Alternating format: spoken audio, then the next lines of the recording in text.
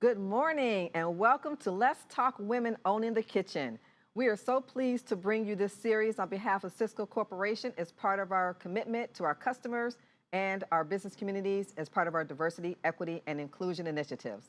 I'm Adrienne Trimble, Vice President and Chief Diversity Officer for Cisco Corporation, and I will be your host today along with our panelists from Let's Talk Women Cincinnati. So let's go ahead and get started. I'd like to introduce to you Carla Chalkley, co-owner of Aladdin's Eatery, Julia Petiprin, and I know I messed your name up, Julia, so make sure that you correct it if I didn't say it right, owner of Homemaker's Bar, EC's Arietta Dennis, sole member of the Arepa Place, and good morning, ladies, and thank you so much for joining me today. So we're going to start first with Carla. Good morning, everybody. Carla, we're going to ask you to tell us a little bit about the Cincinnati chapter of Let's Talk Women. What's it mean to you, and how is it really showing up in the community there?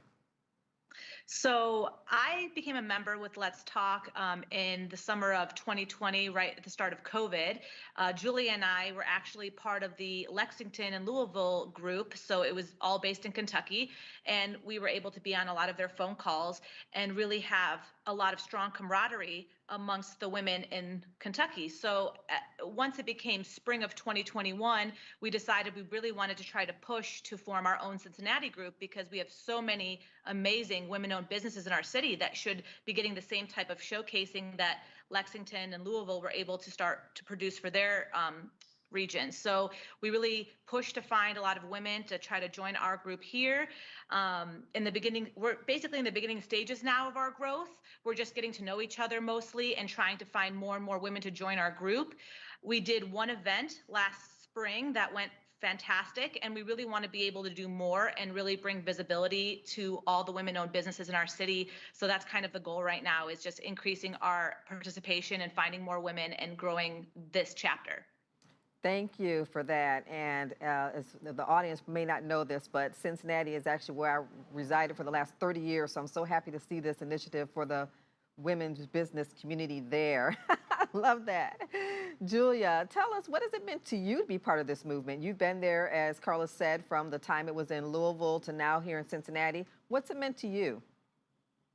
Yeah, it really came at like the most perfect time meeting the Let's Talk Women because, as Carla mentioned, it was during the shutdown from COVID. So just being able to talk to other people in a similar situation, just to commiserate, to work together for a greater cause, the camaraderie alone has been worth it. What's really great about Let's Talk is that, you know, it's open to everybody. It doesn't cost you anything, you know, like a lot of organizations might, but this one, you know, we really need this because women just, they don't receive as much funding. And there's a lot of things that we can do as a movement together to push women forward. And I feel like just being a part of this group already has just meant it's helped create visibility, and it's made new friends and people that I can call, you know, during a slow night at the business, so we can reach out to each other. So it's been really nice to just have that community. Excellent. And you mentioned the visibility. ECs, tell us, what has the visibility meant to you and how has it helped you in your business? It definitely has given me more visibility, mainly by connecting me, like Julia said, with other women in the Cincinnati area that otherwise I wouldn't have met, which cultivates the exchange of ideas and other type of help that we can receive from other women. And in general, it has increased the visibility and awareness of women's work in their respective industries. Also, it has been used. We have been using social media to promote events, which has created an interest in the group and its purpose. Excellent, excellent. Thanks for that. And as we talk about the broader Let's Talk Women initiative, maybe, Carla, you could talk a little bit about Let's Talk Women as a whole and how it got started and how it's spread out over the country over the last couple of years as part of the pandemic. So Rohini Day is the one who started it. She's based out of Chicago, and it was basically grassroots. Like she reached out and tried to find women in her area, and then it slowly started to build and move to other states and cities. And I mean, now we have multiple cities all over the nation, and it's pretty amazing. The event we did in spring, we did it across multiple cities on the same day. It was for International Women's Day, actually. So it was amazing to have all of that media footage from all the different cities that participated. It was awesome to get being so new, our group had just started. It was amazing to see that what we were able to pull together Guys. so quickly. And yeah, it's been amazing. So it's grown very, very quickly, and we're all really grateful for that.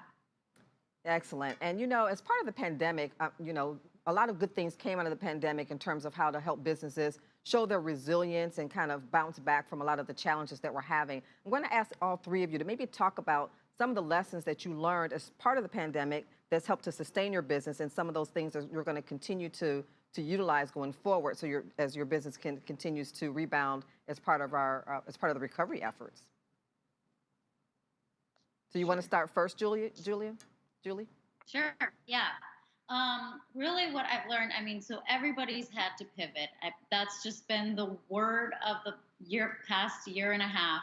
And what really I've found to be super helpful is to really know your core values as a business, as a company.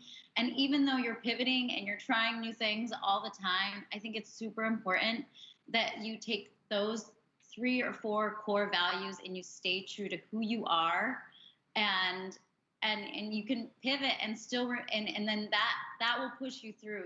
Like you got to have those things that you hold on to, that you hold near and dear, while everything's changing around you, just to keep you grounded.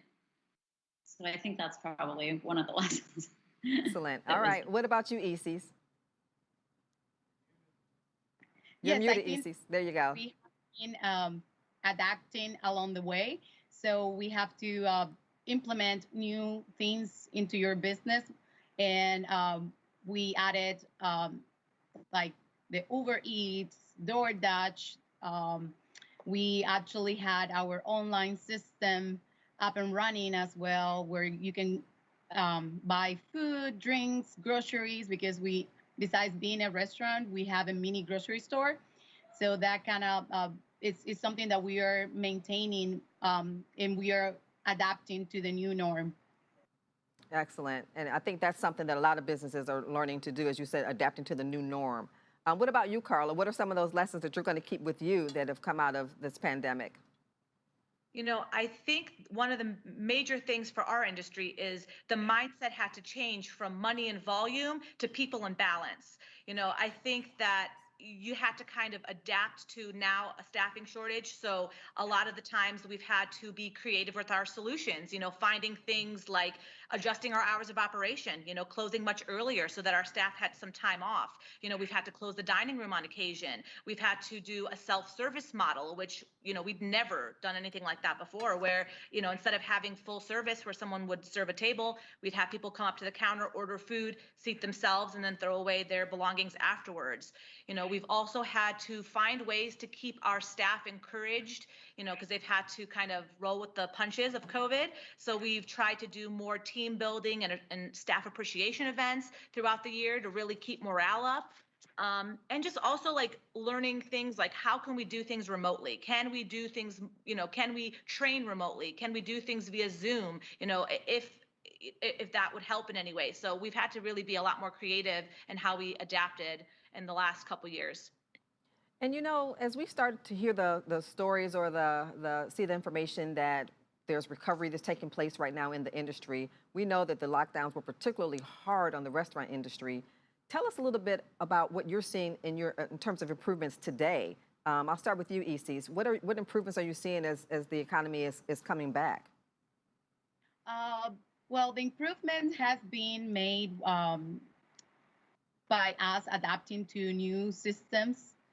So now we are mainly to go, in my case, I own the Arepa Place, and it's a fast casual restaurant. And now we had to move from being in like dining in to mainly carry out.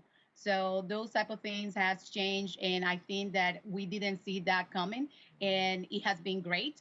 So the changes have been positive for part of my business, and other sides of my business have been, we are seeing the damage, because right now with the shortage of employees and inflation and it's just a variety of items that we are trying to deal with right now.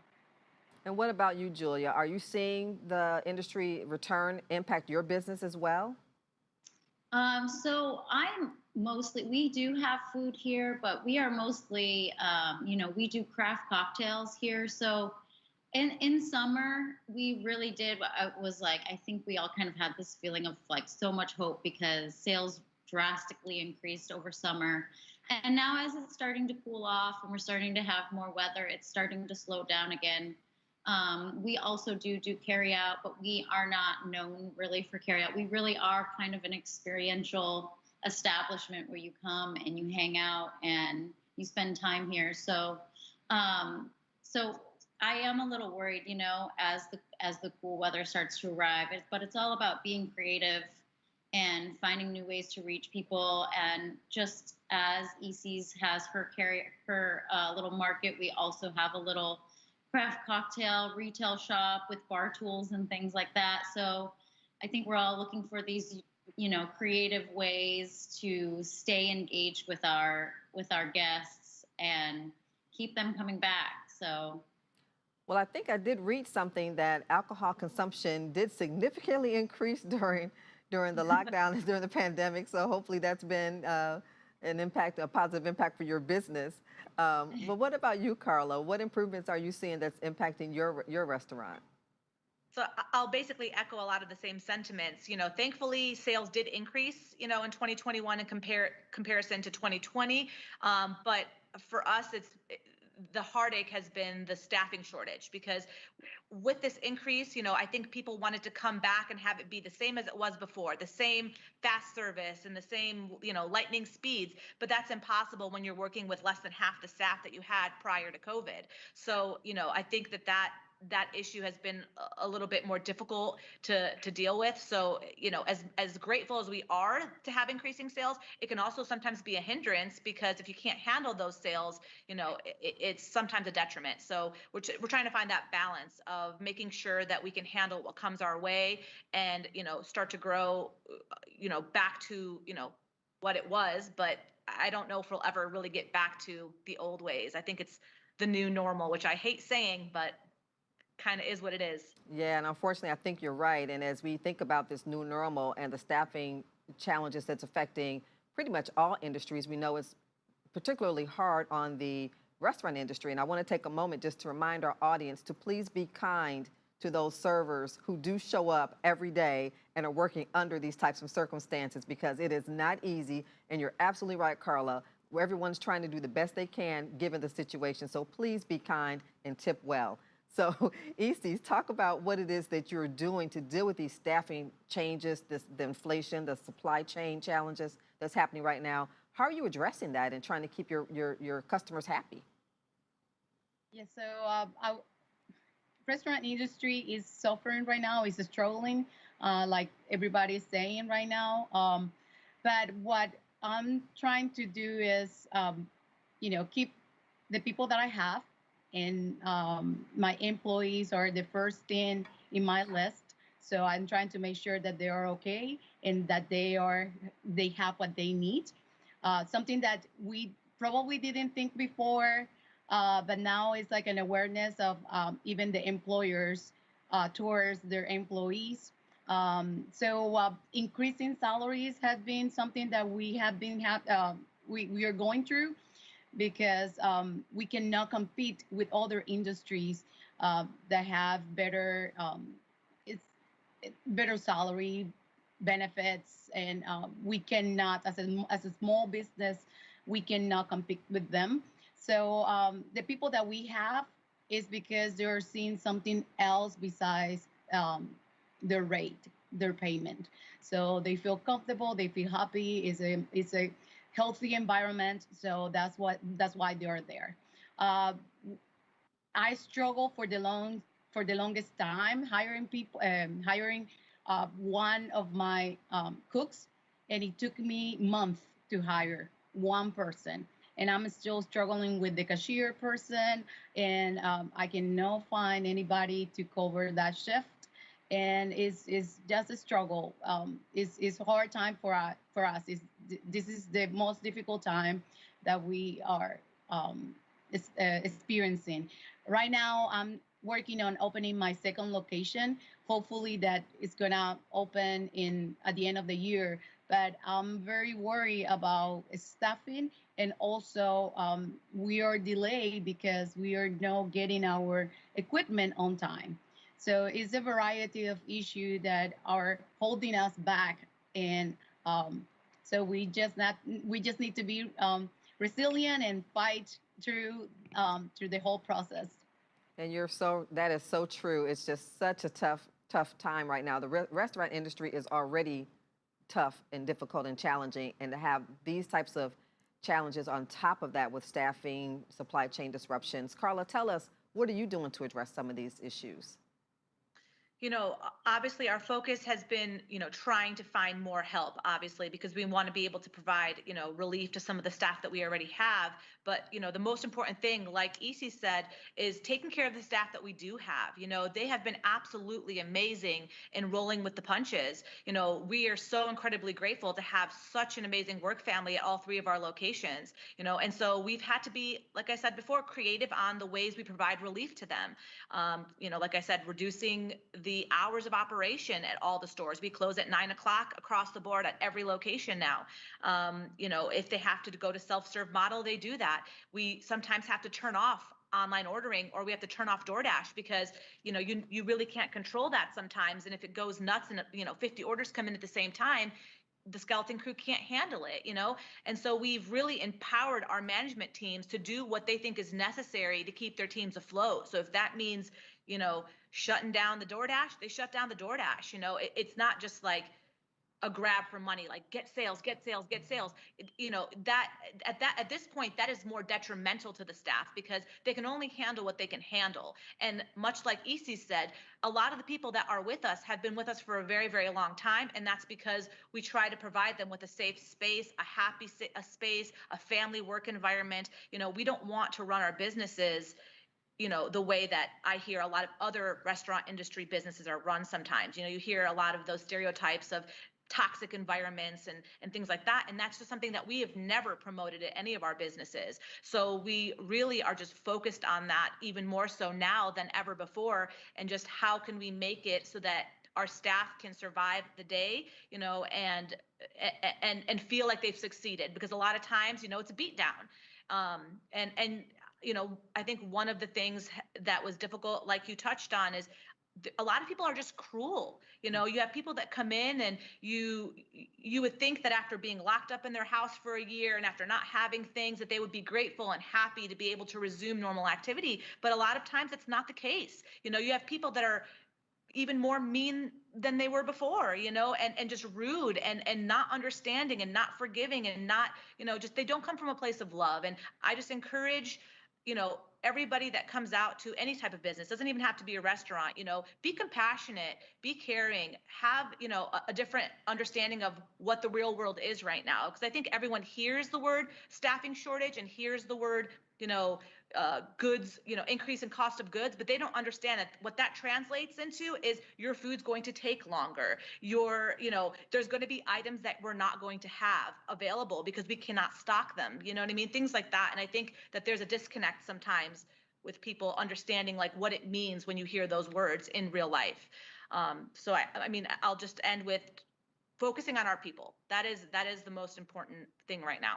That is excellent, Carla. That is excellent because that is spot on. Focusing on the culture, the people, because right now it's a different time, right? It's very different than it was 18, 20 months ago before this pandemic shut everything down. And for those that are trying to resume some type of normalcy, you're right. Let's be compassionate. Let's understand that when we say staffing shortages, it's a ripple effect that impacts not just the people that you see in front of you, but all the things that go on behind you. And I want to kind of touch on that a little bit. So Julia, maybe tell us, as a restaurant owner, you have to wear so many different hats, particularly right now when there are such challenges and shortages that you're dealing with, from marketing to staffing, all those things that you have to do. Tell us, what types of tools or processes are you using to help keep all these balls afloat? Uh, Checklists and spreadsheets. Yeah, I mean the lists. You really have to get organized. I mean, I will tell you right now, I am the social media person. I am the marketing person. I am, I'm the accountant. like so you really do have to get organized. Having this community, having, the Let's Talk Women, the women that I've met in this capacity, other women who are small business owners and entrepreneurs, reaching out to them, connecting with them. That human connection is so important. And this conversation that we're having is so important. So yes, I journaled for a whole week trying to make sense of how I spend my day. It's literally impossible. But what I found is compartmentalizing things, creating spreadsheets or to-do lists in each category, and then just trying to make sure that I can accomplish them. It's more of a weekly goal versus a daily goal. But what do I need to do this week? What needs to happen first? What's taking priority? So for me, I'm a very visual person as well, so that also helps. Absolutely. I love that, just trying to compartmentalize things, because each day I'm sure is probably a different fire that you're trying to put out even from hour to hour, not even just on a daily basis. What about you, Carla? How are you managing all of these different things that you have to do as a business owner?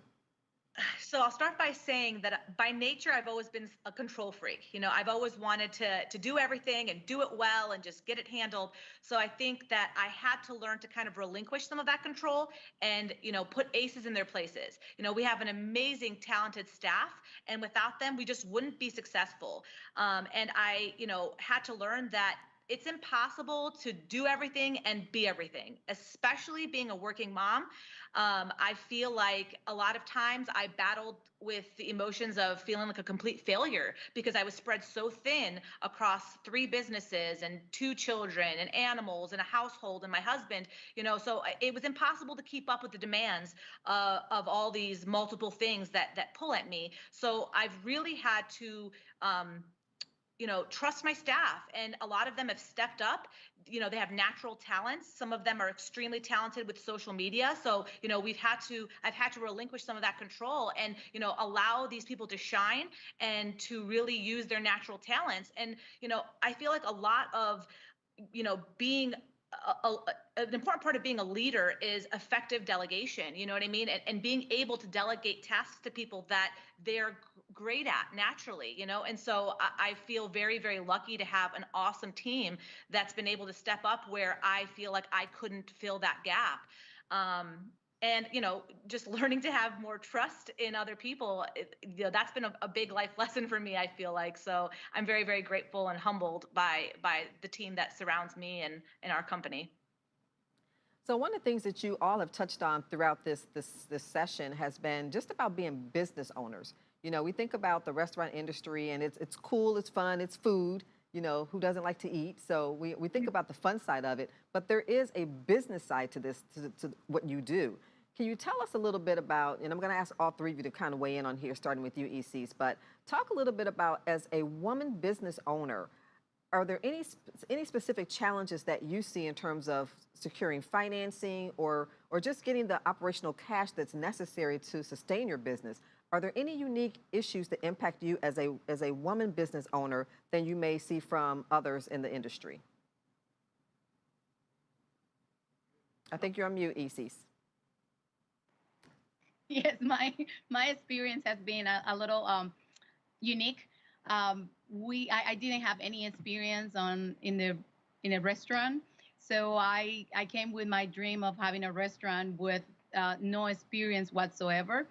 So, of course, when I went to the bank, I was kind of denied because I didn't have any documentation prior to opening a restaurant. So I started in a pop-up tent at Finley Market selling my food for 2 years, so I can have some numbers. So the first door closed, but then you can never think that that's the only door that is available. So you just need to keep knocking on doors, and then we apply for our SBA loan, and with the help of there are so many resources in the city that you can utilize and make sure that it will impact and help your business. And that's what I did. So I was using Score Mentors, and they actually helped me with the financing part of my business and advice for 24/7. I also was using Finley Kitchen and Finley Market when I first started, and I mean, asking questions, the right questions. Uh, it will impact your future and your business, and it will take your business to the next level. So I think that utilizing what is available in the city and your community, networking, what we are doing here is so important. Let's Talk Women is a very important group that we need to maintain and make sure that we add more people, more women in their industries, because it's not only restaurant industry. We are calling all business women, and this is what I will suggest. Just use the resources available. Just connect with people, connect with the community, and make sure to use those resources that are out there. Cincinnati Chamber of Commerce. We have the OTR Chamber of Commerce. So we have Hispanic Chamber of Commerce available as well. Score Mentors. So we just have to get those resources closer to us and make sure that we use them. That's great advice, and I love how you've actually specifically called out what some of those resources are, and I'm sure that Let's Talk Women Cincinnati could be a great resource to even understand where to go to get access to some of the organizations that you mentioned. What about you, Julia? What are some things that you would share with women entrepreneurs about getting the necessary financing and understanding challenges that may be unique to women business owners that others may not face? Yeah, absolutely. So when I decided to do this, I had a lot of experience, luckily, and I didn't have the numbers. I didn't have the 2 years. I couldn't get the bank funding either. So I decided to raise the money, and you really just have to be resilient and keep reaching out. I mean,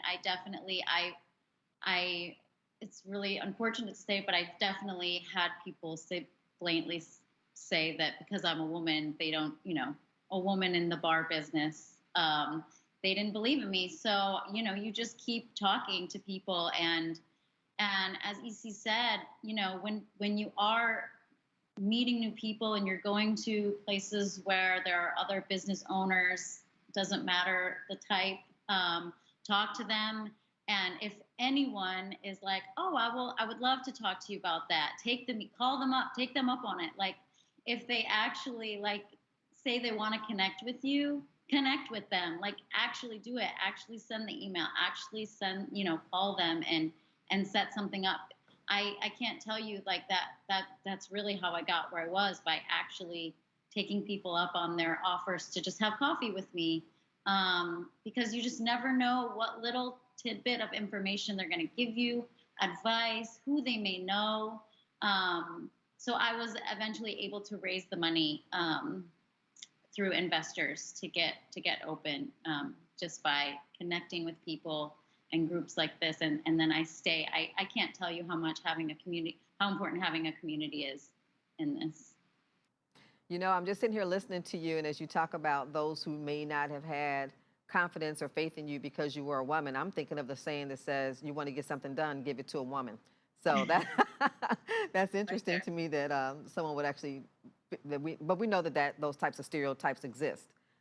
What about you, Carla? What type of barriers did you have to overcome as a woman entrepreneur to secure the financial backing or support for your organization?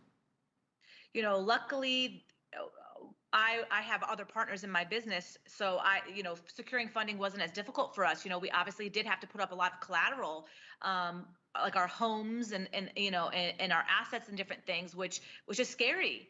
Like right now, my home is up against one of my locations, and if that location goes down, not only do I lose my business, I lose my home. I lose, where my children live. It would be one thing if it was just my home, but once you have children, I feel like that's a whole other level of fear that's kind of always overshadowing you. So that part of it is still scary, because I think when COVID happened, it shook us to the core. It was one of those things that we thought I never thought our industry would be touched in that way. So it was very, very scary when that first happened and everything got shut down, because I was like, oh my gosh, what happens if I lose my home?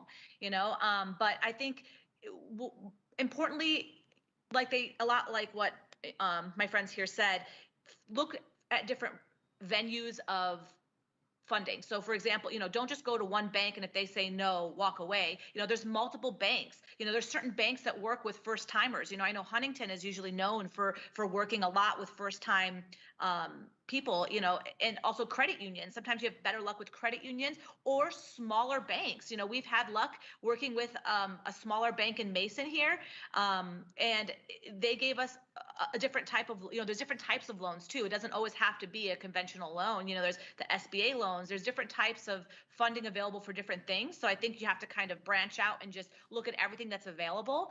And also like looking for grants and different things that might be available in your city, because sometimes they do have grants that are based on women-owned businesses or minority-owned businesses. And if you can tap into some of those resources, that's another way of, finding the funding to get your business up and running. And I think one last thought that I have on the matter is, being very careful about the partnerships you make in business. If you want to partner with somebody and you're going to bring them in as a partner, be very strategic and find partners that are like-minded, because if you're not like-minded in business, partnerships can kill businesses. So it's extremely important to make sure that whoever you're aligning with is, matched up with you on your morals and standings when it comes to running a business. Excellent advice. And, before I joined Cisco in March of this year, I served as a president and CEO of a nonprofit that connected certified minority businesses to corporate supply chain needs, and being an advocate for those businesses at a time in the middle of a pandemic. I learned a lot of lessons, and around the access to capital, that was a huge one. So I love the fact that you're sharing with individuals. Don't give up if you just get the first no, because there are so many other organizations and programs and financial institutions that are geared towards helping small and startup businesses get their footing and get up and running. So thanks for sharing that. I think that's such good information, and hopefully people are writing some of this information down. The one thing I want to kind of talk about before we wrap up this session, Julia, I'm going to come to you, because Let's Talk Women has been a great movement for women restaurant owners. We can see that, we've heard about it, but tell us a little bit about what makes this organization or this movement different from any other industry organization that supports women business entrepreneurs that you can think of. Yeah, this is truly an action-led movement. Let's Talk Women it's not an entity, there's no overhead. The beauty is that it's us working together as a collaborative for the greater good. We share resources with each other, just as we're doing here now. Somebody, even in Chicago, I was like, oh, I need a bookkeeper. And they're like, well, I have one. They are working remotely, so we're able to do so much more, as a movement. Like, it really is. And it's for everybody, it's for anyone, who identifies as a woman. It doesn't matter if you're an entrepreneur, if you're a business owner, and we all just work together as this collaborative. So, Excellent. Yeah. Well, I had the pleasure of meeting Rohini Day at the Let's Talk Atlanta session a few weeks ago, and she is a force of nature. And I tell folks all the time that Cisco is so pleased to be a part of this, because she was very direct in sending an email to our CEO saying, hey, we're here. We would love to get some support from Cisco. you're in the food services industry. Many of us are your customers. How can we work together to help support women entrepreneurs? So her spirit and her tenacity is just a force to be reckoned with. So I appreciate her bringing all of us together to be able to talk about how we support each other during these challenging times. And as we think about challenging times, we're going to start winding down now. I'd like to hear from each of you because we've heard that through hardship comes enlightenment. So what are some things that you've learned about yourself through this experience that will maybe stay with you and help you to become an even better business owner? So I'll start with you first, Isis. I think you're on mute. There you go. I think that we learn how to be patient and positive, and you learn a lot about your business as a whole. Things that you never thought that you would do, you're now doing it, and they're staying they continue post pandemic. So you have a lot of things that you are adapting to. So that's uh, things that you have to learn through the way that you didn't know. And I think that patience and be positive is one of my things. And also knowing your business. Like I feel like my business is stronger than ever. And I feel like the community support was unique and exceptional, and I'm so grateful for the great community that I'm surrounded by. And yes, my business, even though we are dealing with other type of issues, I think that is stronger than ever. Excellent. What about you, Julia? What have you learned that you're going to carry with you that's going to help you keep your business sustainable, successful as an entrepreneur? Yeah, resiliency for sure. I also feel like I've really been able to break apart this business like piece by piece. So I know every ins and outs of owning a bar, restaurant, So I have gained a lot of knowledge through this, and I feel like the team that I have is incredible, and they have gone through it with me right there by my side, and we're stronger. We really are stronger together. And I mean, it's like we have the tools, we have the foundation. So let's like, what are we going to do with it now? I'm excited to see where the future takes us. Excellent. And Carla, what about you? What's the one thing that's going to stick with you to help you become that just stronger business person? I definitely realized I was much more resilient than I had ever thought before. And I think one of the main things I learned is that change doesn't always have to be bad. I think a lot of times we're afraid of change because of, there's a fear of the unknown. But I've learned that, a lot of good can also come from it, and a lot of good did come from it. COVID taught me to adapt and find creative solutions that I don't think I ever would have come to if I hadn't been pushed in that direction. I also learned to trust my team even more, which is amazing, and just to find ways to make them feel seen, heard, and appreciated. Just it's been a crazy ride, but I definitely feel like, there's a lot of positive things that came out of it as well. With the hardship came a lot of positive. Excellent. And as we think about this, Let's Talk Women has been a great platform for you all to bond together, support each other, learn from each other, share resources, share information. What more can we do to get the word out about Let's Talk Women? So Carla, tell us, what can we do to make sure that people know, those who are not connected, how to get connected in their own cities?